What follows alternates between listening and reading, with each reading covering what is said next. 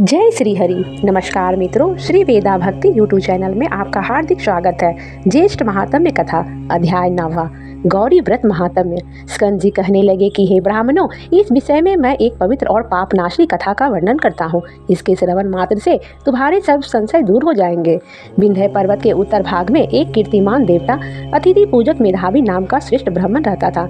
गौतम कुल में उत्पन्न चंद्रावती नाम की उसकी स्त्री थी। वह स्त्री पति धर्म में परायण और पति सेवा में तत्पर रहा करती थी तथा गृह कर्म में लीन सदा प्रिय वचन बोलने वाली थी। मेधावी नित्य कृषि कर्म करता था और ब्याज की वृत्ति को करता था। बहुत दिनों तक संतान न होने के कारण वह मेधावी अत्यंत दुखी हो गया और अधिक चिंता होने के कारण वह स्मरण शक्तिहीन हो गया। निरंतर चिंतामान होने के कारण मेधावी को क्षय रोग हो गया। उसने रोग मुक्ति के कारण मणि मंत्र और औषधि के द्वारा विविध प्रकार के उपायों को किया। इसके पश्चात मेधावी का दारुण गलत कुष्ठ रोग हो गया, जिससे वह ब्राह्मण श्रेष्ठ एक पक्ष मास से अधिक जीवन के विषय में निराश हो गया। दैव तथा उसके अनुसार रोग को देखकर स्वयं भी उसका अनुगामी हो गया। मेधावी ब्राह्मण और उसकी स्त्री दोनों ही शीघ्र घर से निकलकर गंगा जी के तट पर चले गए। अपने हाथ में गंगा जी के तट पर तुलसी का वन लगाया और मेधावी की स्त्री अपने पति के साथ रहकर बहुत सारा समय व्यतीत किया।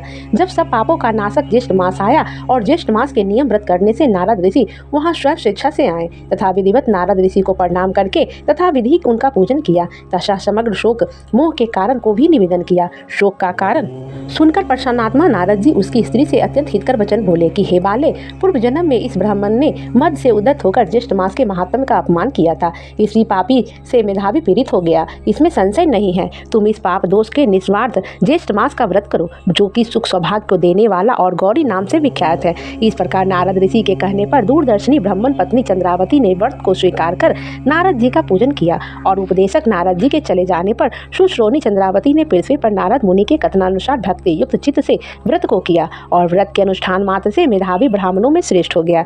उसके पश्चात श्रेष्ठ उद्यापन कर्म कर ब्राह्मणों का पूजन किया और तृप्त कर दिया। धन और अनेकों गोधन देकर अनेक विधि से पायस आदि से बहुत से ब्राह्मणों को भोजन कराया और स्त्री तथा बांधवों सहित व्रत का पालना करके अपने घर आया। उस मेधावी के घर आने पर पूर्ववासियों ने महान उत्सव मनाया। उत्सव में एकत्रित पूर्ववासियों के पूछने पर मेधावी ने सब समाचार कह सुनाया। उस समय इस महात्म्य के श्रवण से सब विस्मित हो गए और दूसरे वर्ष के आने पर दोनों ने पुत्र के निमित्त व्रत किया। व्रत के प्रभाव से दूसरा कामदेव के समान पुत्र उत्पन्न हुआ। मेधावी ने शीघ्र जात कर्म कराकर हजारों गौओं का दान किया।